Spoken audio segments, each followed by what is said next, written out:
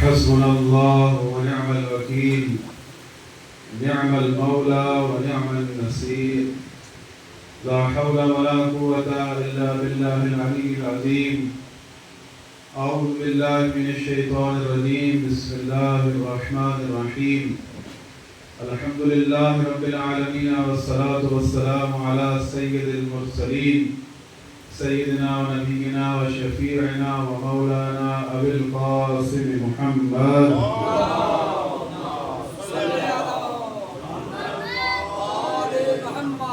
وعلى أهل بيته الطيبين الطاهرين المعصومين المظلومين، ولعنة الله على أعدائهم أجمعين. أما بعد، فقد قال الله تبارك وتعالى في محكم كتابه المبين. بسم الله الرحمن الرحيم.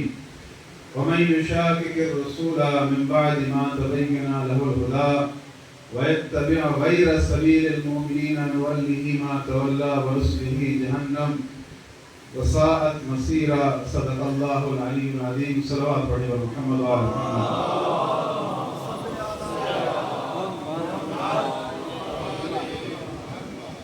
أيها المحترم،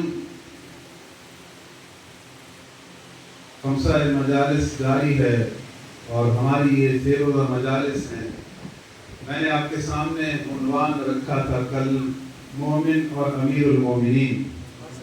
آج ہماری دوسری مجلس ہے اور ہمارے سرنامہ کلام کی آیت سورہ نساء کی آیت نمبر 115 ہے، جس میں اللہ رب العالمین فرماتا ہے کہ جو بھی سیدھا رستہ معلوم ہونے کے بعد، حق واضح ہونے کے بعد میرے رسول کی مخالفت کرے گا، تو جس راستے پر وہ چلے گا اور سبیل مومن کو چھوڑ کر کوئی اور راہ اپنائے گا، تو جس راہ پر چلے گا میں چلنے دوں گا اور روز محشر اسے جہنم میں ڈال دوں گا. اللہ رب العالمین کسی کا راستہ نہیں روک رہا، بلکہ یہ کہہ رہا ہے کہ اگر نجات چاہتے ہو تو سبیل مومن پر قائم رہنا. ایضاً محترم، کل میں نے کچھ مطالب آپ کے سامنے پیش کیے تھے. یہ آیت جہاں اللہ رب العالمین اپنی راہ کو مشخص کر رہا ہے اور جو اس کی مخالفت کر رہا ہے تو اسے بھی بتا رہا ہے کہ تیرا نتیجہ کیا نکلے گا. اور میں نے آپ کے سامنے یہ سوال رکھا تھا کہ اللہ کہہ رہا ہے کہ جو بھی مومنین کی سبیل کے سوا کسی اور سبیل پر چلے گا. یہ سوال رکھا تھا میں نے آپ کے سامنے، تو فیصلہ کریں حسین کون سی سبیل پر ہے اور یزید کون سی سبیل پر ہے. آپ کی توجہ مطلب یعنی ہم اس دین کے ماننے والے ہیں جو کامل دین ہے، اور جہاں ظلم آ جائے تو پھر نقص پیدا ہوتا ہے، اور اگر نقص پیدا ہو جائے تو یہ اللہ کے عدل کے خلاف ہے. آپ تک میری بات پہنچ رہی ہے؟ دو راہیں ہیں میں نے آپ کے سامنے واضح کر دی. اب اللہ رب العالمین تمام قرآن پڑھنے والوں سے مخاطب ہے اور ان سے کہہ رہا ہے، یہ سورہ انعام کی آیت نمبر 153 ہے کہ وَأَنَّ هَذَا صِرَاطِ مُسْتَقِيمًا، کہ یہ میرا سیدھا رستہ ہے، فَاتَّبِعُوهُ، اس کی پیروی کرو، وَلَا تَتَّبِعُوا السُّبُلَ فَتَفَرَّقَ بِكُمْ عَنْ سَبِيلِهِ، اور مختلف سبیلوں کی پیروی نہ کرو. ذَلِكُمْ وَصَّاكُمْ بِهِ لَعَلَّكُمْ تَتَّقُونَ، مجھ اللہ کی تمہارے لیے وصیت ہے تاکہ تم متقی بن جاؤ، اللہ سے ڈرنے والے بن جاؤ. جہاں ہمیں رسول اللہ نے وصیت کی ہے تو وہاں قرآن میں اللہ رب العالمین اسی بات کی وصیت کر رہا ہے اور ہم سے کہہ رہا ہے کہ وَأَنَّ هَذَا صِرَاطِ مُسْتَقِيمًا، یہ میری صراط ہے جو کہ سیدھی صراط ہے. فَاتَّبِعُوا، اس صراط کی پیروی کرو. وَلَا تَتَّبِعُوا السُّبُلَ، کسی اور متفرق سبیل کی، کسی اور راہ کی پیروی نہ کرو. یہ مجھ اللہ کی تمہارے لیے وصیت ہے، لعلکم تتقون، تاکہ تم متقی بن جاؤ. عزیزان محترم، اللہ رب العالمین کہہ رہا ہے کہ میری سبیل کی پیروی کرو. آیت کی تفسیر میں بے شمار احادیث موجود ہیں، لیکن ایک روز رسول اللہ بیٹھے تھے، یہ حدیث میں آپ کو سناتا ہوں کہ رسول اللہ سے سوال کیا گیا کہ یا رسول اللہ اللہ رب العالمین کہہ رہا ہے کہ ھذا صراطی مستقیمہ، یہ میری سیدھی راہ ہے، فاتبعوہ، اس کی پیروی کرو اور مختلف راہوں کی پیروی نہ کرو۔ تو اللہ کی کون سی سیدھی سبیل ہے جسے ہم آسانی سے سمجھ لیں کہ اسی کی پیروی کرنی ہے اور کسی کی پیروی نہیں کرنی ہے؟ اور اللہ رب العالمین ہمیں اس کی وصیت کر رہا ہے کہ میں اللہ تمہیں اس سبیل کی وصیت کرتا ہوں۔ اللہ وہ ذات جو ہمارا خالق ہے ہم سے وصیت کر رہا ہے کہ میری اس راہ کی سبیل کی پیروی کرو۔ تو کیونکہ رسول اللہ سے بڑھ کر قرآن کا مفسر کون ہوگا؟ ان سے بڑھ کر قرآن کا سمجھنے والا کون ہوگا؟ جو صاحب قرآن ہے، قرآن لے کر آئے ہیں، اور لوگ ان سے پوچھ رہے ہیں یا رسول اللہ کا سیدھا راستہ کون ہے؟ تو امیر المومنین برابر میں بیٹھے تھے تو رسول اللہ نے فرمایا ھذا صراطی، ھذا صراطی مستقیم، ہے اللہ کی صراط مستقیم ہے، فاتبعوا، اس کی پیروی کرنا، ولا تتبعوا السبل، خبردار کسی اور کے پیچھے نہ چلنا۔ کہ اللہ نے تمہارے لیے وصیت کی ہے، یہ میرے بعد تمہارا قاضی ہے، اپنے فیصلے اسی سے کروانا۔ آپ کی توجہ ہے محترم، یہ میرے بعد تمہارا قاضی ہے، یہ جیسے میں فیصلے کرتا ہوں ویسے یہ فیصلے کرے گا۔ کیونکہ رسول اللہ کیوں دنیا میں آئے ہیں؟ اللہ کیا کہہ رہا ہے ان کے لیے کہ ہمیں ظلمات سے نکال کر نور میں داخل کرنے ہیں۔ آپ کے سامنے میں نے دو آیتیں پیش کی، اسی آیات کے تناظر میں سورہ اعراف کی آیت نمبر 181 ہے۔ اللہ رب العالمین فرماتا ہے کہ وَمِمَّنْ خَلَقْنَا أُمَّةٌ يَهْدُونَ بِالْحَقِّ وَبِهِ يَعْدِلُونَ، کہ میری خلقت میں ایک گروہ ایسا ہے جو حق کی ہدایت کرتا ہے، وَبِهِ يَعْدِلُونَ، اور حق کے ساتھ عدل کے ساتھ فیصلے کرتا ہے۔ اللہ رب العالمین نے فرما رہا ہے کہ میری خلقت میں ایک جماعت ایسی ہے، ایک گروہ ایسا ہے جو حق کی ہدایت بھی کرتا ہے اور حق کے ساتھ فیصلے بھی کرتا ہے۔ اللہ رب العالمین نے آیت کے اندر یہ نہیں فرمایا کہ یہ مخصوص انبیاء کے لیے ہے کہ انبیاء ہدایت کرتے ہیں اور عدل کے فیصلے کرتے ہیں، یعنی اس آیت کے اندر اللہ رب العالمین نے ایک جماعت کا، ایک گروہ کا ذکر کیا ہے جو نبوت کے بعد سلسلہ امامت ہے، کہ جو حق کے ساتھ ہدایت بھی کرتے ہیں اور عدل کے ساتھ فیصلے بھی کرتے ہیں۔ دنیا کچھ بھی کہے، اللہ رب العالمین نے یہ قرآن میں کہا ہے کہ میری خلقت میں ایک گروہ ایسا ہے جو حق کے ساتھ فیصلے بھی کرتا ہے، جو حق کے ساتھ ہدایت بھی کرتا ہے۔ امیر المومنین رسول اللہ کے بعد مسند پر آئے یا نہیں آئے یہ ایک جدا بحث ہے، لیکن وہ اگر مسند پر نہیں بھی تھے تو خدا کی قسم جو مسند پر تھے ان کو ہدایت بھی علی کرتے تھے اور عدل کے ساتھ فیصلے بھی کر کے دکھاتے تھے۔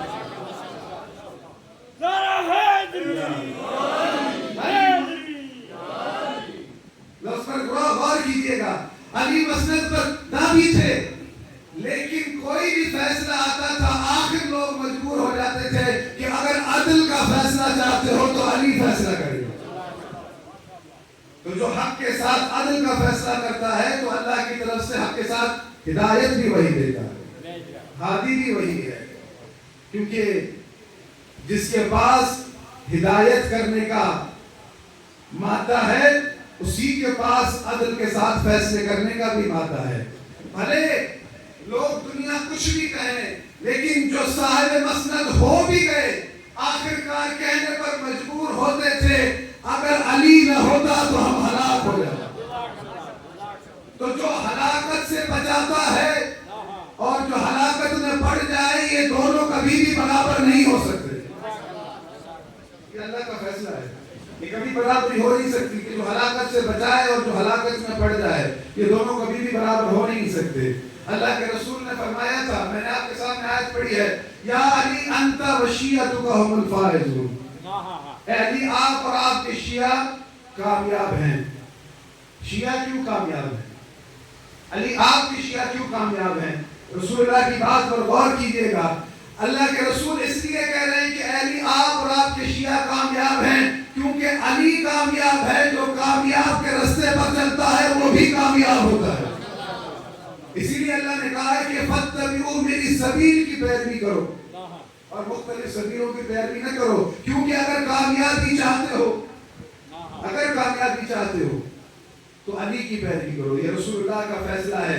جو رسول اللہ فضائل میں حدیثیں سنا رہے ہیں، در حقیقت وہ قرآن کی آیتوں کا ترجمہ سنا رہے ہیں۔ میری بات پہنچ رہی ہے محترم؟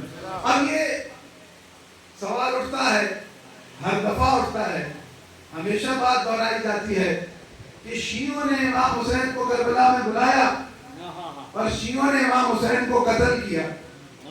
پچھلے سال انہی ایام ادا میں نے اپنا ایک اسٹیٹس لگایا تھا، نوحہ خوانی تھی سینہ زنی، تو ایک مفتی صاحب نے نمبر تھا ان کے پاس، انہوں نے میسج کیا شیعوں نے امام کو بلایا کربلا میں، شیعوں نے ہی قتل کیا، آج روتے بھی خود ہیں۔ تو میں نے رپلائی میں ان کو کمنٹ لکھ کر بھیجا کہ جس نے بھی امام حسین کو قتل کیا اس پر اللہ کی لعنت، تمام انبیاء کی لعنت، تمام ملائکہ کی لعنت، تمام انسانوں کی لعنت۔ مفتی صاحب میں نے قاتلان امام حسین پر لعنت کر دی، بسم اللہ آپ بھی کریں۔ تو پورا سال گزر گیا ہے، ابھی تک کوئی رپلائی نہیں آیا۔ آخر کار میں نے مجبوری میں دوبارہ بھیج دیا، کیوں مفتی صاحب لعنت نہیں کی آپ نے؟ کہیں قاتلان امام حسین میں آپ کا کوئی رشتہ دار تو نہیں تھا؟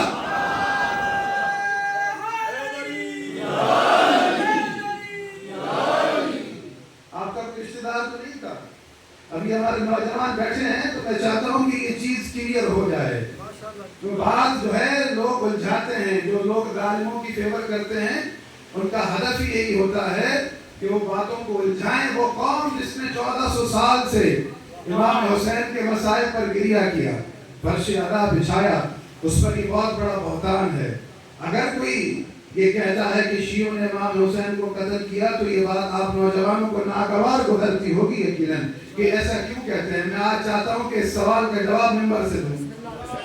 ایک بات یاد رکھیے گا کہ لفظ شیعہ قرآن میں کئی جگہ آیا ہے، اور شیعہ کے معنی ہے پیروکار، یعنی کسی کے پیچھے چلنے والا۔ جب امیر المومنین خلیفہ بنے تھے، ظاہری طور پر انہیں خلافت ملی تھی، مسند نشین ہو گئے، تو ان کو ماننے والوں میں وہ تعداد زیادہ تھی جنہوں نے پچھلی 3 خلافتوں کو مانا تھا، اور انہوں نے امیر المومنین کی خلافت کو یہ سوچ کر قبول کیا تھا کہ یہ مسلمانوں کے چوتھے خلیفہ ہیں، نہ کہ خلیفۃ اللہ و خلیفۃ الرسول۔ بات پہنچ نہیں رہا؟ تو جب امیر المومنین مسند نشین ہوئے تو ان کے خلاف خروج کیا گیا، 2 جنگیں ہوئی ہیں، آپ کو پتہ ہے، جمل و صفین۔ تو جن لوگوں نے امیر المومنین کی خلافت کو مانا تھا، چوتھا خلیفہ سمجھ کر انہوں نے امیر المومنین کا ساتھ دیا۔ اب کیونکہ 2 گروہ بن گئے، ایک گروہ کہلانے لگا شیعہ علی اور ایک گروہ کہلانے لگا شیعہ عثمان۔ ابھی توجہ ضرور ہے۔ یہ جو شیعہ علی اس وقت کہلاتے تھے، یہ مولا علی کو خلیفۃ اللہ و خلیفۃ الرسول نہیں مانتے تھے۔ مولا علی کو خلیفۃ اللہ و خلیفۃ الرسول ماننے والوں کی تعداد بہت کم تھی، جو کہ انگلیوں پر گنے جا سکے۔ اب کیونکہ وہ امیر المومنین کو چوتھا خلیفہ مانتے تھے، ان کا ساتھ دیا اور امیر المومنین نے جنگیں جیتی، تو اس وقت ان کو اصطلاحی طور پر شیعہ علی کہا گیا۔ یہ وہ شیعہ نہیں تھے جو امیر المومنین کو خلیفہ بلا فصل مانتے۔ میری بات پہنچ رہی ہے؟ جب امیر المومنین کی شہادت ہو گئی، امام حسن خلیفہ بنے، تو وہی گروہ جنہوں نے امیر المومنین کو چوتھا خلیفہ مانا تھا، 5واں خلیفہ امام حسن کو مان کر امام حسن کے لشکر میں آ گئے۔ ان کی نیت یہ تھی کہ مسلمانوں کے 5ویں خلیفہ ہیں، انہوں نے امام حسن کو بھی خلیفۃ اللہ و خلیفۃ الرسول نہیں مانا تھا۔ اب چونکہ 2 گروہ تھے، اس گروہ کی طرف سے انعامات اور رشوتیں بانٹنا شروع کی گئی۔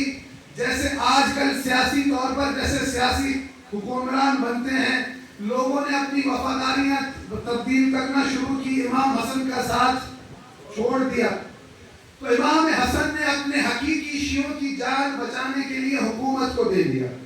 لفظ یاد رکھیے گا، حکومت کو دے دیا، اللہ کی خلافت کو نہیں دیا، کیونکہ اللہ کے خلیفہ امام حسن ہیں۔ اب جب امام حسن نے حکومت دی، اس کی وجہ تھی کہ بعض لوگ کہتے ہیں نا کہ وہاں پر بھی صحابہ تھے، یہاں پر بھی صحابہ تھے۔ بعض اوقات جب کوئی آپ کام کر رہے ہوتے ہیں کسی کو اللہ رب العالمین کی بھی ایک حکمت ہے، کسی کو دے کر آزماتا ہے، کسی سے چھین کر آزماتا ہے۔ امام حسن نے حکومت دے دی کس بنیاد پر؟ شرائط کی بنیاد پر، اور یہ شرط رکھی تھی کہ آپ اپنے بعد اپنا جانشین کسی کو نہیں بنائیں گے، مسلمان کے جان و مال کا تحفظ کریں گے، میرے بابا علی پر سب و شتم کو ممبروں سے ختم کریں گے۔ اللہ رب العالمین فرماتا ہے اے لوگوں جو ایمان لائے ہو، یا ایھا الذین آمنوا اوفوا بالعقود، اپنے عہد کو وفا کرو۔ عہد کو وفا کرنا بہت بڑی چیز ہے۔ اب جو عہد کو وفا نہیں کرتا، اللہ رب العالمین نے اس کے لیے قرآن میں کیا کہا ہے؟ اگر میں یہاں سے بیان کروں گا تو ممکن ہے میری باتوں کا کوئی غلط مطلب اٹھا لے۔ امام حسن نے عہد لے کر حکومت دے دی اور لوگوں کو اس بات پر چھوڑ دیا آزمائش کے لیے کہ ایک دن یہ خود کہیں گے کہ جسے امام حسن نے حکومت دی تھی، جسے ہم نے اچھا سمجھا تھا، اس نے اپنے کسی عہد پر وفا نہیں کیا، کیونکہ امام حسن نے حکومت دی عہد کے ساتھ، عہد پر وفا نہیں ہوا۔ بعد میں سب لوگ پچھتائے، اے کاش ہم امام حسن کا ساتھ دیتے، کیونکہ جسے حکومت ملی اس نے کسی عہد کا وفا نہیں کیا۔ جو عہدوں کا وفا کرتے ہیں، جو عہد وفا نہیں کرتے، یہ دونوں برابر نہیں ہوتے۔ امام حسن نے اپنے عمل سے دے کر اگلے بندے کو آشکار کیا، ظاہر کر دیا کہ یہ کیا چیز ہے، کیونکہ کل کلا کو یہ جملہ نہ بنائے کہ دونوں میں برابری تھی، دونوں رسول کے ماننے والے تھے۔ امام حسن بھی رسول کے ماننے والے تھے لیکن قرآن پر پائبند تھے، ان کو پتا تھا کہ عہد وفا کرنا کیا ہوتا ہے، لیکن اس طرف یہ بات نہیں تھی، تو یہ برابری کسی صورت نہیں ہو سکتی۔ اور یہ وہ لوگ تھے کہ جنہوں نے امام حسن کی بھی خلافت کو مانا تھا، اپنی وفاداری میں تبدیل کر لی، پیسہ لے کر وہاں چلے گئے۔ اب جب انہوں نے محسوس کیا کہ ہم سے غلطی ہو گئی، ہم نے امام حسن کا ساتھ نہیں دیا، اب ہم پر یزید مسلط کر دیا گیا، کیونکہ یہ عہد میں بات موجود تھی کہ کسی کو نامزد نہیں کریں گے، تو انہیں پچھتاوا ہوا، اور پچھتاوا ہوا تو انہوں نے کہا کہ یہ ہم سے غلطی ہو گئی۔ انہوں نے امام حسین کو خط لکھے کہ آپ کوفہ آ جائیں، ہم یزید کو نہیں چاہتے، ہم آپ کو چاہتے ہیں۔ جو امام حسین کو کوفہ بلا رہے تھے وہ امام حسین کو خلیفۃ اللہ و خلیفۃ الرسول نہیں مانتے، بلکہ وہ نواسے رسول اور اپنا چھٹا خلیفہ بنانا چاہتے تھے، سیاسی خلیفہ۔ اب جب حکومت نے اپنے لیے خطرہ محسوس کیا اور پھر دوبارہ انہی لوگوں کی وفاداریوں کو تبدیل کر لیا اپنے انعام سے اور اپنے پیسے سے، تو یہی لوگ امام کے مخالف ہو گئے۔ تو آج جو لوگ کہتے ہیں کہ شیعوں نے امام حسین کو قتل کیا، میں ممبر سے چیلنج دے رہا ہوں، یہ میرا چیلنج ہے، یاد رکھیے گا، آپ بھی دیجیے گا، میں بیٹھا ہوں، کوئی چیلنج قبول کرے، مجھے کوئی ایک نام لا کر دکھا دے کہ کربلا میں جو امام حسین سے لڑنے آئے تھے وہ امام حسین کو خلیفۃ اللہ و خلیفۃ الرسول کسی زمانے میں مانتے ہوں، ایک نام، جو انعام کہے گا میں دوں گا، فقط ایک نام۔ کربلا میں بہت ہزاروں لوگ آئے تھے لیکن ان میں کوئی ایسا نہیں تھا جو امام حسین کو خلیفۃ اللہ و خلیفۃ الرسول مانتا ہو جیسے آج ہم شیعہ مانتے ہیں، یا حقیقی طور پر جو شیعہ ہیں، یا وہ شیعہ کہ جن کے لیے اللہ کے رسول نے کہا ہے یا علی انت وشیعتک هم الفائزون۔ میرا چیلنج ہے کہ کوئی ایک نام دکھا دے کہ کربلا میں آنے والے امام حسین کو کبھی کسی زمانے میں نہیں مانا ہو کہ یہ اللہ کے خلیفہ ہیں یا رسول اللہ کے خلیفہ خلافت امیر المومنین کے بعد ان کا نمبر آتا ہے، کوئی آپ کو ایک نام نہیں لا کے دکھا سکتا، یہ یاد رکھیے گا۔ تو لہذا جو کربلا میں امام حسین سے لڑنے آئے تھے انہوں نے ساری خلافتیں قبول کی تھی اور وہ وہاں پر موجود تھے، اور اس عقیدے کے لوگ آج بھی یہاں دنیا میں موجود ہیں۔ اب آپ خود ہی فیصلہ کر لیں کہ کربلا میں جو امام حسین سے لڑنے گئے تھے وہ شیعہ مکتب سے تعلق رکھتے تھے یا کسی اور مکتب سے تعلق رکھتے تھے؟ میری بات پہنچ رہی ہے؟ اصل میں بات کو صحیح طریقے سے پہنچایا نہیں گیا کہ وہ جو شیعہ تھا اس وقت لغت کے حساب سے شیعہ کاؤنٹ ہوتا تھا، حقیقی شیعہ وہ ہے جو منصب امامت کو اللہ کی طرف سے جانے، یہ منصب اللہ کی طرف سے الہی منصب ہے، اسے بندے نہیں بناتے. الہی منصب میں کسی ظالم کی کوئی گنجائش نہیں ہے کہ وہ مسند محمد پر آ کر بیٹھے. اللہ کے نظام میں ایسی کوئی گنجائش نہیں ہے، کیونکہ اس نے کہہ دیا تھا لا ینال عہد الظالمین، میرا کسی ظالم سے کوئی عہد نہیں ہے کہ میں کسی ظالم کو عہدہ امامت عطا کروں گا. یہ بات یاد رکھیے گا کہ اللہ اپنے عہدے کسی ایسے کو دیتا ہی نہیں ہے جو گناہ گار ہوں. اللہ نے جنت کی سرداری کا عہدہ امام حسن و حسین کو دیا ہے. اب تو لوگ کہتے ہیں کہ یہ دونوں معصوم نہیں ہیں، ان سے اتنا سا سوال ہے کہ اللہ ایسے عہدے کسی غیر معصوم کو بھی دے سکتا ہے؟ بھائی انبیاء معصوم ہے نا، یہ بات پہنچ رہی ہے. بھائی نبیوں کو آپ معصوم مانتے ہیں نا، سارا امت مسلمہ انبیاء کو معصوم مانتے ہیں. آپ امام حسن حسین کو معصوم نہیں مانتے. اللہ نے جنت کی سرداری دی ہے امام حسن حسین کو، تو وہ انبیاء جو معصوم ہیں، کیا ان کے ساتھ یہ بے انصافی نہیں ہے؟ کیا ان کے ساتھ یہ بے عدالتی نہیں ہے کہ انبیاء معصوم ہیں، ان کے برعکس غیر معصوم کو جنت کی سرداری دے رکھی ہے؟ تو یعنی یہاں سے اندازہ لگا لیں کہ یہ شخصیتیں وہ ہیں جو انبیاء سے بھی افضل ہیں. وہ اشخاص ہے کہ جو انبیاء سے بھی افضل ہے. اور یہ بعض اوقات اس سے تو کفر تک لے جایا جاتا ہے کہ انبیاء یعنی رسول اللہ کے بعد، ہمارا عقیدہ ہے کہ رسول اللہ کے بعد روئے زمین پر پوری کائنات میں اگر کوئی افضل ہے تو امیر المومنین ہے، اور ان کے بعد ان کے اوصیاء ہیں امام حسن حسین ہیں امام مہدی تک. تو بعض لوگ کہتے ہیں کہ یہ کفر ہے کہ انبیاء سے افضل آپ کسی غیر نبی کو کہہ رہے ہیں. یہی بات جو لوگ کہہ رہے ہیں، یہی سوال کر رہے ہیں، اسے کفر سمجھتے ہیں. انہیں قرآن پر تھوڑا سا غور و فکر کرنا چاہیے. میری بات پہنچ رہی ہے؟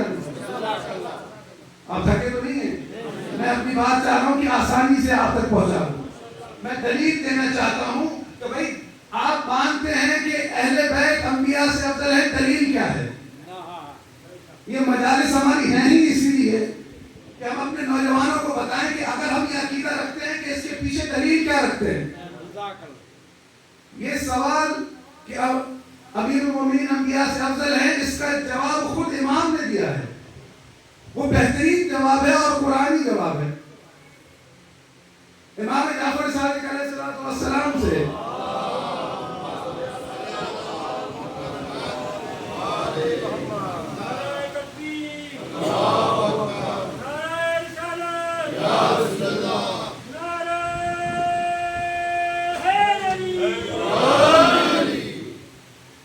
ان کے صاحب ملنے آئے.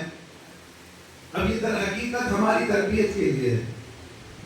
امام نے اپنے ایک صحابی سے سوال کیا، مجھے یہ بتاؤ کہ تمہارے علاقے کے لوگ امیر المومنین کو انبیاء سے افضل سمجھتے ہیں یا کم تر؟ تو اس نے جواب دیا کہ مولا میرے شہر کے لوگ انبیاء کو امیر المومنین سے افضل سمجھتے ہیں، مقدم جانتے ہیں، وہ امیر المومنین کو افضل نہیں سمجھتے.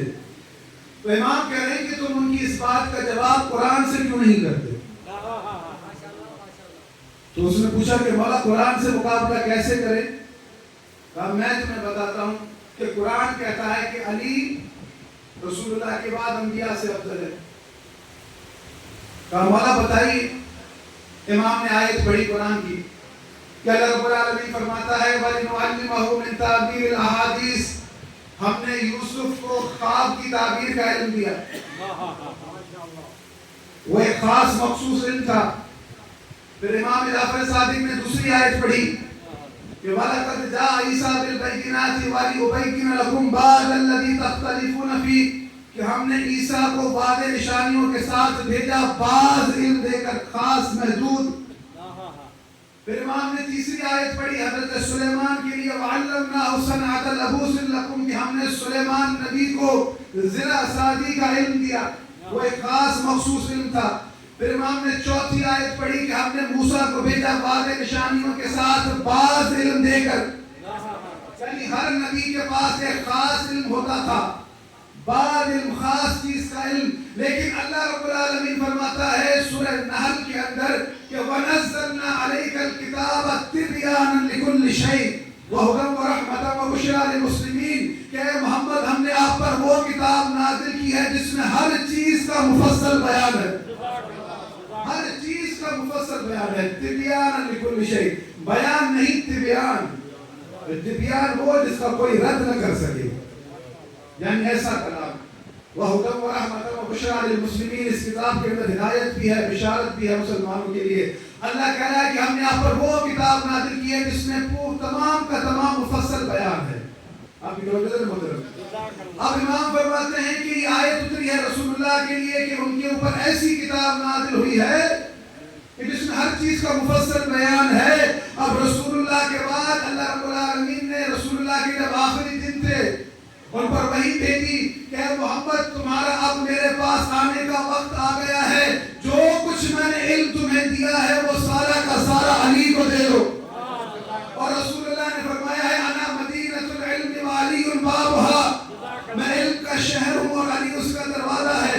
انا مدینۃ الحکمت وعلی بابها، میں حکمت کا شہر ہوں، علی اس کا دروازہ ہے. یعنی قرآن کا سارا علم و سارا کا سارا مفصل بیان رسول اللہ نے امیر المومنین میں منتقل کیا.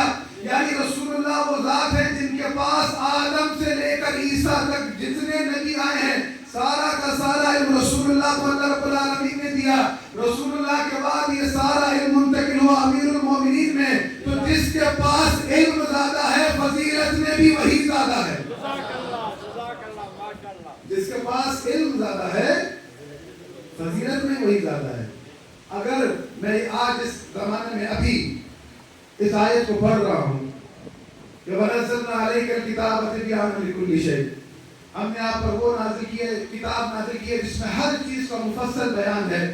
اب جب میں قرآن کو کھولتا ہوں تو 6000 کچھ آیتیں ہیں، مفصل بیان کہاں ہے؟ مجھے کیسے نظر آئے گا؟ میں کیسے ڈھونڈوں گا؟ آپ کیسے ڈھونڈیں گے؟ تو اللہ کی بات کا ہدف کیا ہے؟ اگر تو اس میں مفصل بیان نہیں ہے تو آیت ہی عبث ہے. یعنی یہ جملہ آپ کہنے میں مجبور ہو جائیں گے کہ آیت کا ہدف کیا ہے؟ یعنی در حقیقت اس میں مفصل بیان ہے تو اللہ نے ہر زمانے میں اس کا ایسا وارث بنایا ہے جو اس کے تمام تر علوم کو جانتا ہے. اور پھر امام اس کی مزید وضاحت کرتے ہوئے فرماتے ہیں کہ اللہ رب العالمین فرماتا ہے کہ الرحمن علم القرآن، پاک ہے وہ ذات جس نے قرآن پڑھایا. خلق الانسان علمہ البیان، انسان کو خلق کیا اور اسے بیان کرنے کا علم دیا. آپ کی توجہ ہے محترم. امام فرماتے ہیں کہ اللہ رب العالمین کا یہ فرمان کہ الرحمن علم القرآن، رحمان نے قرآن پڑھایا محمد کو. خلق الانسان سے مراد ہے علی ابن ابی طالب. علمہ البیان کہ اللہ رب العالمین نے انہیں قرآن کے بیان کا علم دیا. یعنی اب یہاں پر ایک چیز میں آپ کو اور واضح کر دوں. ایک بہت بڑے موٹیویشنل اسپیکر ہیں، مجھے امید ہے میری باتیں آپ تک پہنچ رہی ہوگی، نعمان علی خان. حافظ قرآن بھی ہیں، بڑی اچھی اسپیچ کرتے ہیں، بہت مشہور و معروف ہے. ان کا ایک کلپ آیا تھا سوشل میڈیا پر وائرل ہے کہ رسول اللہ نے کبھی بھی قرآن کی تفسیر نہیں کی، کوئی آیت کے تفسیر میں کامنٹ نہیں چھوڑا، بلکہ اصحاب نے آیت میں کمنٹ دیے ہیں رسول اللہ نے کبھی بھی تفسیر نہیں کی. اب وہ نہیں کرنے کی وجہ بتا رہے. وجہ کیا ہے کہ اگر رسول اللہ قرآن کی تفسیر کرتے تو آج تک زندہ ہوتے. یہ قرآن اتنی عظیم کتاب ہے، اتنی مفصل کتاب ہے کہ اگر رسول اللہ اس کی تفسیر کرتے تو آج تک زندہ ہوتے. یعنی وہ اس بات کو تسلیم کر گئے کہ یہ قرآن اتنی عظیم کتاب ہے، اس کی تفسیر کی آج تک ضرورت رہتی. اب رسول اللہ دنیا سے وہ کہتے ہیں چلے گئے ہیں تو اب ہمیں خود سیکھنا ہے کہ قرآن کیا کہتا ہے. اور آپ اگر خود سیکھیں گے تو آپ کو کبھی کچھ سمجھ نہیں آئے گا. یہ آپ کی خام خیالی ہے.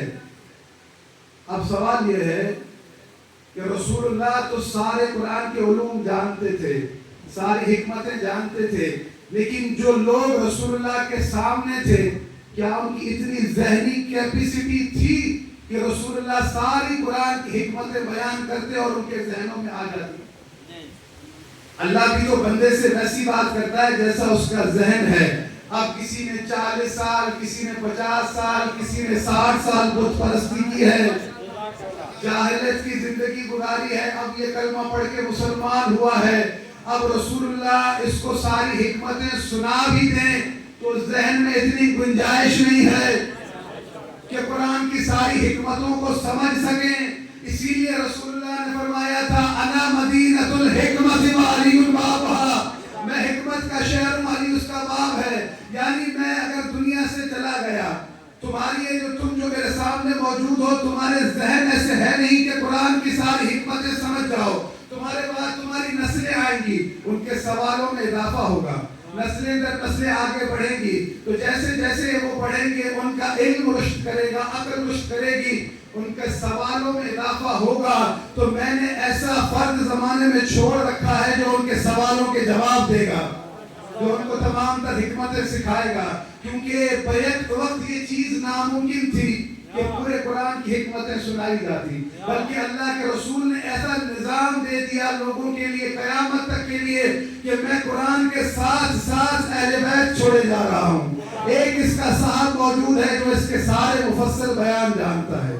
تم جب بھی جس زمانے میں اس سے جو بھی سوال کرو گے، وہ تم سے یہ نہیں کہے گا ذرا رکو میں اپنی بیٹی سے پوچھ کر آتا ہوں، بلکہ وہ منبر پر بیٹھ کر کہے گا کہ سلونی سلونی قبل ان تفتنون، مجھ سے پوچھو میں تمہیں بتاؤں. امیر المومنین نے کہا کہ اس بات کا مجھے دکھ رہے گا کہ جیسا مجھے اللہ نے علم دیا تھا ویسا کسی نے سوال نہیں کیا. اور سوال کرنے والے نے سوال بھی کیا کیا کہ علی میرے سر پہ بال کتنے ہیں. اور امیر المومنین نے کہا کہ اگر میں تجھے بتا بھی دوں تو گنے گا کیسے، تجھے یقین کیسے آئے گا علی نے سچ کہا یا جھوٹ کہا. یعنی کیسے لوگ تھے جنہوں نے علی کی حکمت سے استفادہ نہ کیا بلکہ امیر المومنین کو تنہا کر دیا. ایک میں ویڈیو دیکھ رہا تھا ایک ایرانی چینل پر، اہل سنت کے وہابیت کے بہت بڑے عالم شیعہ ہوئے، ان سے صحافی نے سوال کیا، ان کا جواب سنیے. صحافی نے سوال کیا کہ آپ سنی سے شیعہ کیوں ہوئے؟ انہوں نے کہا کہ میں نے حدیث پڑھی. حدیث کیا تھی کہ قال رسول اللہ صلی اللہ علیہ وآلہ وسلم القرآن مع علی و علی مع القرآن، قرآن علی کے ساتھ ہے اور علی قرآن کے ساتھ ہے. تو جب میں نے حدیث پڑھی تو میں نے اس کی سند کو دیکھا، چیک کیا، سند ٹھیک تھی، حدیث صحیح تھی، راوی بھی ٹھیک تھے، سب صحیح تھا. جب میں نے اس کو دیکھ لیا، جانچ لیا، تو میرے دل میں خیال آیا کہ اللہ کے رسول کہہ رہے ہیں کہ قرآن علی کے ساتھ ہے اور علی قرآن کے ساتھ ہے. اب میں علی کو چوتھا خلیفہ مانتا ہوں تو در حقیقت میں قرآن کی توہین کر رہا ہوتا ہوں، قرآن کو چوتھا مان رہا ہوتا ہوں.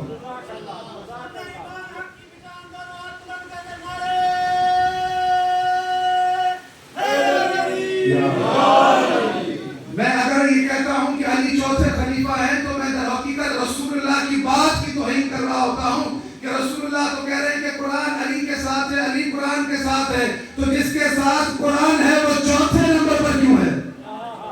تو یہ در حقیقت قرآن کو چوتھے نمبر پر ڈال دیا. تو جو قرآن کے ساتھ نہیں ہے وہ کس طرح سے پہلے ہو سکتے ہیں؟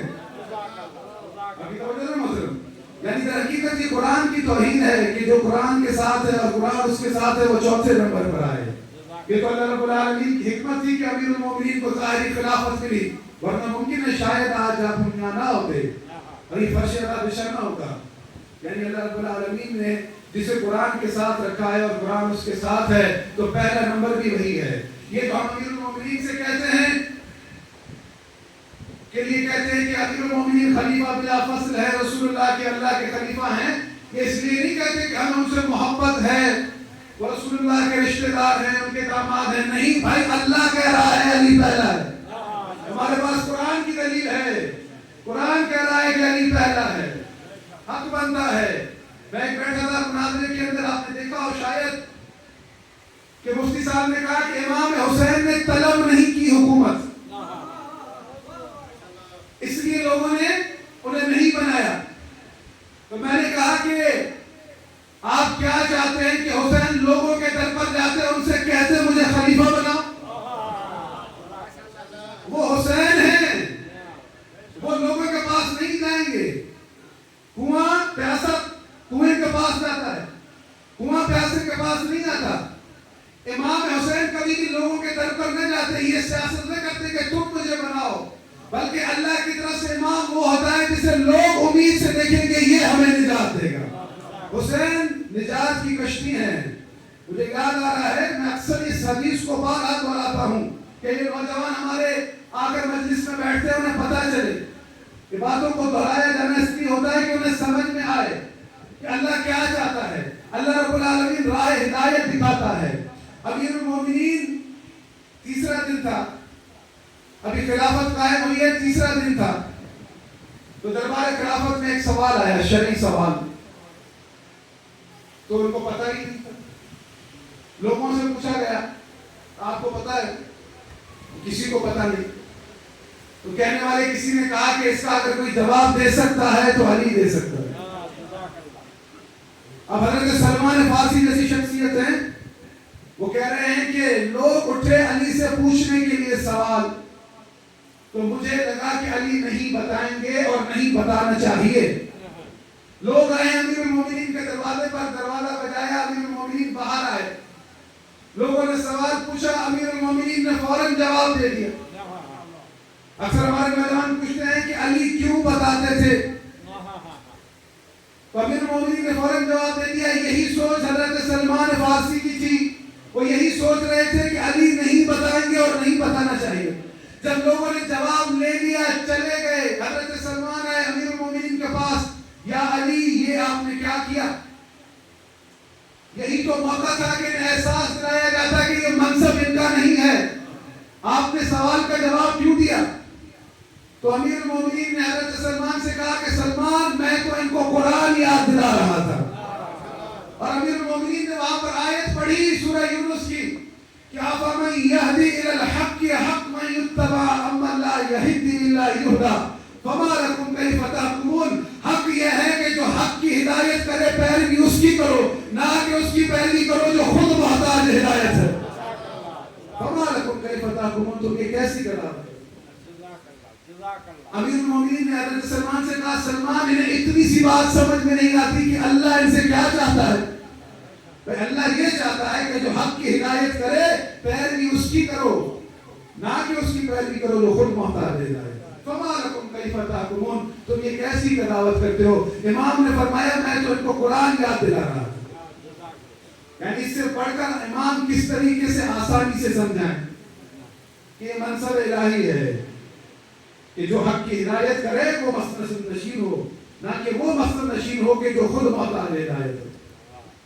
ابھی لوگ کس طرح سے برابری کر سکتے ہیں کہ کہاں حسین اور کہاں یزید؟ آج بھی سوال ہوا، میں بیٹھا تھا، نوجوان بیٹھے تھے، کہ یہ بات اکثر دہرائی جاتی ہے یزید تو شام میں بیٹھا تھا، وہ تو کربلا میں تھا ہی نہیں، اس نے تو امام حسین کو قتل کیا ہی نہیں۔ اچھی بات ہے، اچھا سوال ہے۔ اللہ نے قرآن میں بارہا کہا ہے کہ فرعون بنی اسرائیل کے بچوں کو ذبح کرتا تھا، تو سوال یہ ہے کہ فرعون کب اپنے محل سے باہر نکلا اور جا کے بچوں کو قتل کیا؟ پھر اللہ نے یہ کیوں کہا کہ فرعون قتل کرتا ہے؟ قتل تو اس کے فوجی کرتے تھے، لیکن اللہ کہہ رہا ہے کہ فرعون قتل کرتا تھا۔ کیوں اللہ نے فرعون کا نام دیا کہ فرعون قتل کرتا تھا؟ کیونکہ حکم فرعون کا تھا۔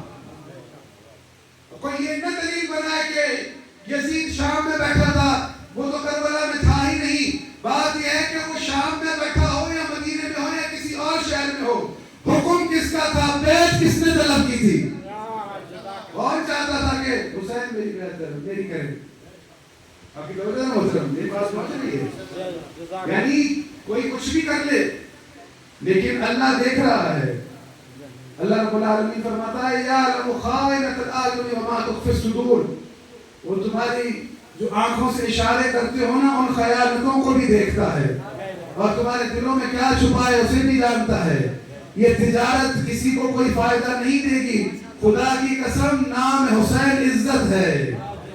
اللہ رب العالمین فرماتا ہے قل فللہ العزت جمیعا، اے محمد ان سے کہہ دو کہ عزت ساری اللہ کی ہے۔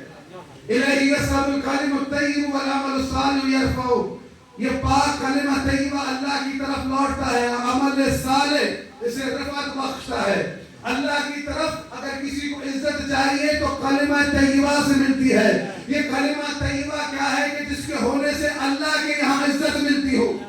امام سے پوچھا گیا کہ مولا یہ کلمہ طیبہ کیا ہے جس کے ذریعے سے اللہ کے نزدیک عزت ملتی ہے؟ اللہ کے ہاں کوئی عزت پاتا ہے تو امام نے فرمایا کہ وہ کلمہ طیبہ ہم محمد و آل محمد ہیں. یہ ہمارا ذکر ہے کہ جو ہم سے جڑتا ہے اللہ کے پاس عزت پاتا ہے. اللہ کے پاس عزت حسین والوں کی ہے, یزید والوں کی نہیں ہے. اللہ کے پاس اگر عزت والے کوئی ہیں تو علی والے ہیں. اللہ کے پاس اگر کوئی عزت والے ہیں تو حسن والے ہیں.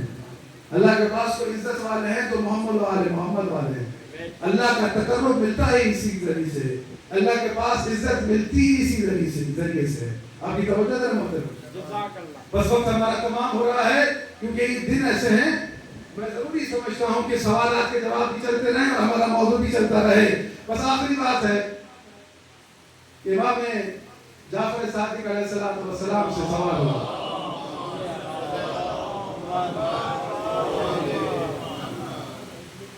امام سے ایک ناسبی نے پوچھا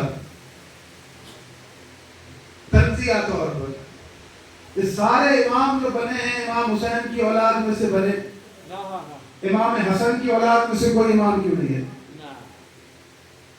تو جب امام سے سوال ہوا تنزیہ طور پر تو امام نے کہا کہ پہلے مجھے اس سوال کا جواب دے. اور سوال کرنے والے نے جب سوال کیا تو کہا کہ امام حسن بڑے بھائی تھے, مقام و مرتبے میں حسین سے بھی بڑے تھے, ان میں سے تو کسی کو آپ نے امام نہیں بنایا, سارے امام بنے امام حسین کی اولاد میں سے. تو امام نے اب اس سے سوال کیا مجھے یہ بتا کہ موسیٰ مقام و مرتبے میں ہارون سے بڑے تھے, اولو العزم پیغمبر تھے, رسول تھے اللہ کے, ہارون چھوٹے بھائی تھے, موسیٰ بڑے بھائی تھے, کوئی نبی موسیٰ کی اولاد میں سے نہیں بنا, ساری نبوت کا سلسلہ حضرت ہارون کی اولاد میں سے چلا, ایسا کیوں ہوا؟ اب جب اس نے امام سے سوال کیا تو امام نے سوال کیا کہ کوئی بھی نبی موسیٰ کی اولاد میں سے نہیں بنا, حالانکہ موسیٰ مقام و مرتبے میں بڑے تھے, ہارون کی اولاد میں سے سارے نبی بنتے گئے, موسیٰ کی اولاد میں کسی کو نبوت نہیں ملی, ایسا کیوں ہوا؟ تو جس نے سوال کیا تھا اس نے جواب دیا یہ تو اللہ کی مرضی. تو امام نے یہاں کہا یہاں بھی اللہ کی مرضی. لا تسألوا عما يفعلون وهم يسألون. اللہ کہتا ہے کہ کوئی اللہ سے سوال نہیں کر سکتا بلکہ اللہ بندوں سے سوال کرتا ہے کہ تم ایسا کیوں کر رہے ہو. اب تمہیں اتنی جرت ہے کہ تم اللہ سے سوال کرو کہ بتاؤ موسیٰ کی اولاد میں سے کسی کو نبی کیوں نہیں بنایا, اور ساری نبوت کا سلسلہ ہارون کی اولاد میں سے رکھا. تو بھائی یہ امامت کا سلسلہ ہماری طرف سے نہیں ہے, ہم شیعہ ہوتے کون ہیں؟ یہ سلسلہ سارا اللہ کی طرف سے ہے. اللہ نے امام حسین کی اولاد میں امامت رکھی ہے. اب جرت ہے تو یہی سوال اللہ سے پوچھ کر دکھا دو. جا کے اللہ سے پوچھو اس نے ایسا کیوں کیا. یہ اس بات کی ضمانت ہے کہ یہاں پر ہمارا کوئی اختیار ہی نہیں ہے. ہم تو صرف رسول اللہ کی وصیت پر چلنے والے لوگ ہیں کہ رسول اللہ نے فرمایا میں اپنے بعد تمہارے لیے قرآن اور اہل بیت چھوڑے جا رہا ہوں. پہلا ان میں علی ہے, سب کے نام لیے, آخری میں ان کا مہدی ہے, اور سب کی وصیت کر دی اور سب کچھ واضح کر دیا لوگوں پر کہ لوگوں پر حق واضح ہو جائے, مجھے پتہ چل جائے کہ رسول اللہ راہ ہدایت قیامت تک کے لیے دنیا کو دے کر گئے. کہ لوگ کسی بھی زمانے میں کسی بھی وقت میں اپنے وقت کے امام کو پہچاننے میں کوئی کوتاہی نہ کرے. یعنی اس قدر ضروری چیز ہے یہ کہ اللہ کے رسول نے فرمایا کہ من لم یعرف امام زمانہ مات میتۃ الجاہلیہ, کہ جو بھی اپنے وقت کے امام کی معرفت کے سوا دنیا سے گیا وہ جاہلیت کی موت مر گیا. اب یہ رسول کی ذمہ داری تھی کہ وہ بتا کے جائیں کہ وہ کون سا امام ہے کہ جس کی اگر معرفت نہ ہو تو انسان جاہلیت کی موت مر جائے. آپ کی توجہ ہے محترم. یعنی یہ امام ہے کہ جس کی جانچ بہت ضروری ہے. ہماری آزمائشوں میں سب سے بڑی آزمائش یہی ہے کہ اس وقت کے لوگوں نے پتہ نہیں کیوں اس حدیث کو بھلا دیا کہ حسین کو تنہا چھوڑ دیے اور یزید پر راضی ہو گئے. کس قدر پستی کی بات ہے. ہم فقط اس بات پر روتے رہے نا کہ حسین جیسی شخصیت کی موجودگی میں یزید جیسا کیسے آ کر بیٹھ گیا, تو بھی رونے کا حق ادا نہیں ہوگا. تو کربلا کے سارے مسائل ایک طرف, امام کو 3 دن تک پیاسا رکھا گیا, ان پر ظلم کیا, انہیں قتل کیا. عزیزان محترم,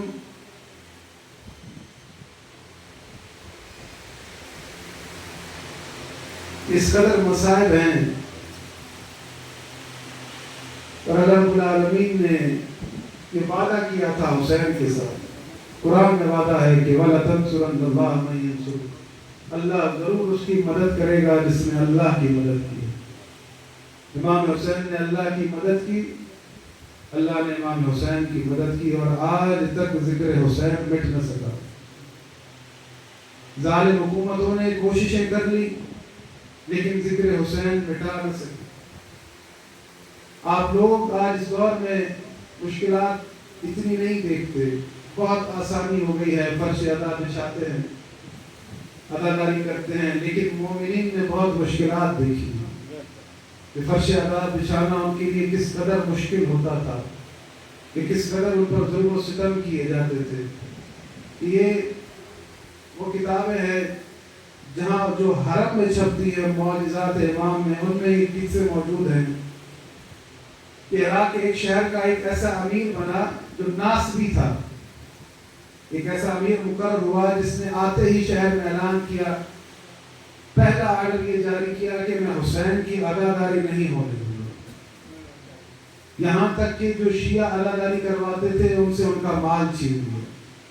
ایک مومن جس کے پاس بہت وسیع رزق تھا، اللہ رب العالمین نے اسے نوازا تھا. امام حسین کا فرش ادا بچھاتا تھا بڑے خلوص کے ساتھ، مال و دولت تھا اس کے پاس. اس نے آتے ہی ساری تمام چیزیں اس سے چھین لی، اس کا مال دولت، اس کی بکریاں، اس کی بھیڑیں، اس کے اونٹ، اس کے گھوڑے، ہر چیز اس سے چھین لی گئی کہ یہ فرش ادا نہ بچھا سکے. اس قدر اس مومن پر اتنی سخت تکلیف آئی، بالکل خالی ہو گیا، تنہا ہو گیا. ایک روز اپنے گھر میں رات کے وقت بیٹھا ہوا تھا، آسمان کی طرف دیکھ رہا تھا تو آنکھوں سے آنسو جاری ہو گئے. تو اس کی زوجہ نے اس سے آ کر پوچھا، سارا مال چھپ گیا ہے، اس وجہ سے گریہ کر رہے ہو؟ کہا نہیں، میں اس وجہ سے گریہ نہیں کر رہا، سامنے محرم کا چاند ہے، میں اس وجہ سے پریشان ہوں کہ میں خالی ہو گیا ہوں، فرش ادا کیسے بچھاؤں گا، حسین کا ذکر کیسے کرواؤں. تو خدا کی قسم دیکھیں اس کی زوجہ بھی کیا، اس کی زوجہ تھی کیا مومنہ تھی. اس سے کہا کہ نہیں، ابھی ایک اور چیز باقی ہے جو ہمیں حسین کے وسیلے سے ملی تھی. پوچھا کیا؟ کہا ہمارا بیٹا ہے، ہم اسے غلامی میں بیچ دیتے ہیں اور اس کو غلامی میں بیچنے کے بعد جو پیسہ ملے گا ہم اس سے فرش ادا بچھائیں گے. انہوں نے اپنے بیٹے کو بلایا، مومن کی اولاد ہے، بیٹے سے پوچھا بیٹا ہم تجھے غلامی میں بیچنا چاہتے ہیں کیونکہ ہم نے فرش ادا بچھانا ہے، تو راضی ہے کہ ہم تجھے بیچ دیں؟ تو بیٹے نے کہا کہ بابا اگر یہ بات ہے فرش ادا بچھنا ہے تو میں راضی ہوں، مجھے بیچ دیا جائے، میں غلام بننے کے لیے تیار ہوں. تو اس مومن کو اس کی زوجہ نے کہا کہ ہم اس شہر میں ہماری عزت ہے، پڑوس کے شہر میں جا کر اسے بیچ کے آ جاؤ.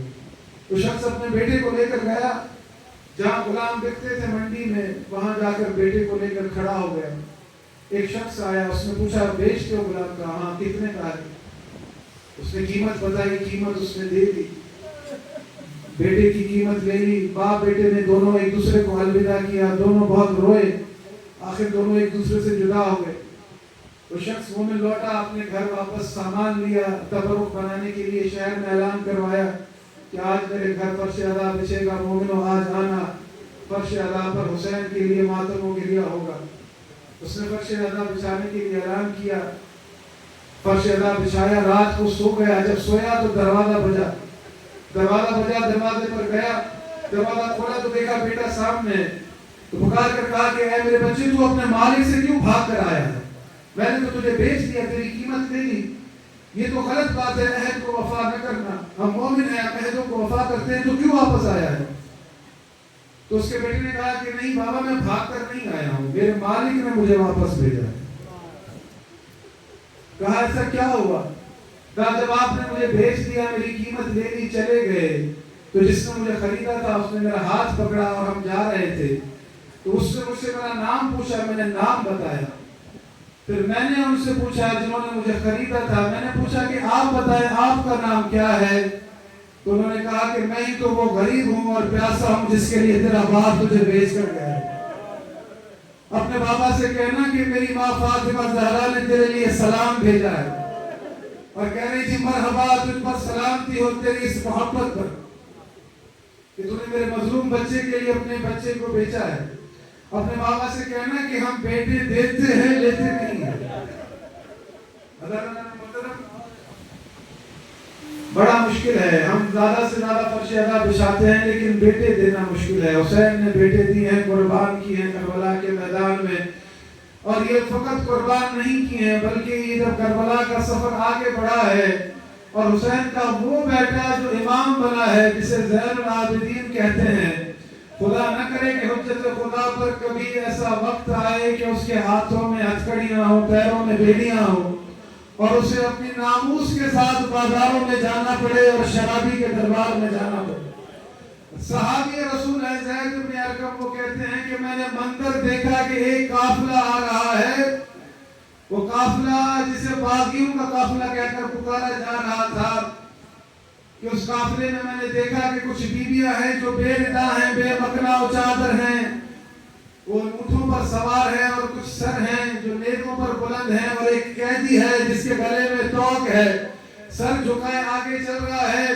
میں نے ندا سنی, وہ بیویاں پکار کر کہہ رہی تھی واہ محمدہ واہ علیہ واہ عباسہ. تو مجھے بڑا تعجب ہوا کہ جب کسی پر کوئی ظلم ہوتا ہے تو وہ اپنے بڑوں کے نام لیتا ہے, یہ محمد اور علی اور عباس کا نام کیوں لے رہے ہیں, یہ بار بار کیوں کہہ رہی ہیں واہ حسینہ, یہ کون لوگ ہیں. تو میں کچھ قریب ہوا تو وہ قیدی آیت قرآن کی تلاوت کر رہا تھا.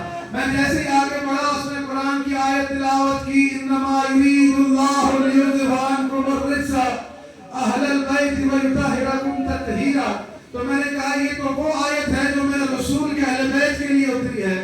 میں کچھ اور آگے بڑھا, اس نے دوسری آیت تلاوت کی, تعالوا ندعو ابناءنا وابناءکم ونساءنا ونساءکم. تو مجھے بڑا تعجب ہوا کہ یہ قیدی وہ آیتیں پڑھ رہا ہے جو میرے رسول کے اہل بیت کے لیے اتری ہیں. پھر اس نے تیسری آیت پڑھی کہ قل لا اسألکم علیہ اجرا الا المودۃ فی القربى. جب اس نے یہ آیت پڑھی تو میں تڑپ اٹھا. میں نے قریب ہو کر اس سے پوچھا اے قیدی تو کون ہے اور یہ آیتیں کیوں پڑھ رہا ہے جو میرے رسول کے اہل بیت کے لیے اتری ہے. تو اس قیدی نے مجھ سے کہا کہ تم اپنے رسول کے اہل بیت کو جانتے بھی ہو. کہا میں کیوں نہیں جانتا, میں اپنے رسول کے اہل بیت کو جانتا ہوں کہ ان کے نواسے کا نام حسین ہے, ان کے ایک نواسے کا نام حسن ہے, میں انہیں اچھی طرح سے جانتا ہوں. تو امام زین العابدین نے کہا کہ تو جانتا ہے کہ تیرے رسول کے نواسے کا نام حسین ہے. کہا ہاں میں بالکل جانتا ہوں. تو امام زین العابدین نے کہا کہ وہ جو تو نوکے نیزہ پر سر دیکھ رہا ہے وہ تیرے رسول کے نواسے حسین کا سر ہے. تو وہ طرف اٹھا, کہا میرے مولا کیوں ہی آپ کے ساتھ ایسا کیا ہوا ہے کہ آپ کے ساتھ اس طرح سے کیوں ہوا. تو امام زین العابدین نے کہا کہ یہ وہ ہمارے ساتھ جو ظلم ہوا ہے ان آیتوں کے بعد ہے کہ اللہ نے ہمارے لیے کہا کہ قل لا اسألکم علیہ اجرا الا المودۃ فی القربى.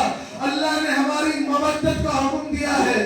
اگر وہ ہمارے پر ظلم کرنے کا حکم دیتا تب بھی لوگ ہم پر اتنا ظلم نہ کرتے جتنا ہمارا مودت کا حکم دینے کے بعد کیا گیا ہے. میرے مولا میں آپ کے لیے کیا کر سکتا ہوں, میں کیا کروں. تو امام زین العابدین نے پوچھا تو جا کہاں رہا ہے. یہاں ایک اس نے سوال کیا کہ مولا ایسا کیا ہوا کہ عباس ساتھ نہیں تھا کہ جو میرے مولا حسین شہید ہو گئے, کہ اس کا جب یہ سوال ہوا تو امام زین العابدین نے کہا کہ اگر تو میرے رسول کا صحابی نہ ہوتا تو میں تجھے ایسا جواب دیتا کہ تو یاد کرتا. میرے چچا عباس تو وہ ہیں کہ جن کی وفائیں زمانہ یاد کرے گا. تو حضرت زید بن ارقم نے پوچھا ان سروں میں عباس کا سر نہیں دیکھ رہا, ایسا کیا ہوا ہے کہ ان سروں میں عباس کا سر نہیں ہے. میرے مولا میں نے اس لیے سوال کیا ہے. تو امام زین العابدین نے کہا کہ عباس کا سر جب نوکے نیزہ پر بلند ہوا اور جب لوگ چلنا شروع ہوئے, جب عباس کا سر بیویوں کو دیکھتا تھا بے ردا و مکنا تو نیزے سے گر جاتا تھا. وہ دوبارہ نیزے پر بلند کرتے تھے. جب یہ سر بیویوں کو بے مکنا و چادر دیکھتے تھے تو یہ سر نیچے گر جاتا تھا. اے زید بن ارقم تو نے اگر عباس کا سر دیکھنا ہے تو وہ جو آگے آگے گھوڑا چل رہا ہے اس کے گلے میں جو سر بندھا ہوا ہے, جو گلا سیا ہوا ہے, اللہ نے محترم عباس کے کانوں میں رسیوں سے سوئی کے ذریعے سے سر کو لٹکا کر چل رہے تھے. کیوں नस्ल मौके नेदा पर नहीं आ रहा। अब्बास का सर ये मंदिर देख नहीं पा रहा था कि बीबी ज़ैनब व उम्मे कुलसूम बेरिदा और मकना है। इस जरिए से अब्बास का दर शाम पहुंचाया गया है। हज़रत ज़ैद ने कहा कि मेरे मौला मुझे बताएं मैं क्या करूं।